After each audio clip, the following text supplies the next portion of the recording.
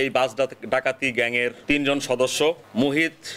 সবুজ এবং শরীফুজ্জামানকে আমরা ইতোপূর্বে গ্রেপ্তার করেছিলাম। আপনাদেরকে এটাও বলেছিলাম যে মুহিত আন্তজেলা বাস ডাকাতের সক্রিয় সদস্য। মুহিতের দেয়া তথ্য মতে এবং আমরা আমাদের যে সমস্ত ইনফরমার আছে তাদের কাছ থেকে বিভিন্ন তথ্য উপাত্ত নিয়ে আমরা গতকালকে নেত্রকোনার পূর্বধলা এলাকা থেকে এই চাঞ্চল্যকর বাস ডাকাতির মাস্টারমাইন্ড আলমগীরকে গ্রেপ্তার করতে সক্ষম হয়েছি। সেখানে আলমগীরের কাছ থেকে আমরা তথ্য উপাত্ত নিয়ে এবং আমাদের যে সমস্ত নিজস্ব সোর্স আছে, ইনফরমার আছে, তাদেরকে নিয়ে আবারও অপারেশন করি এবং অপারেশনের ফলশ্রুতিতে আলমগীরের তথ্য উপাত্তের মাধ্যমে আমরা আশুলিয়া থানার ধানসোনা এলাকা থেকে রাজীবকে পাই এবং আলমগীর বলেছিল যে তার কাছেই এই ডাকাতির লুণ্ঠনকৃত মালামাল আছে এবং আমরা রাজীবকে পেয়ে যাই এবং রাজীবের কাছ থেকে এই মামলার লুণ্ঠনকৃত 10টি মোবাইল সেট, 4,210 টাকা, ডাকাতি কাজে ব্যবহৃত 2টি চাকু, 2টি রূপার আংটি, নারীদের ব্যবহৃত ইমিটেশনের 5 জোড়া চুরি, যাত্রীদের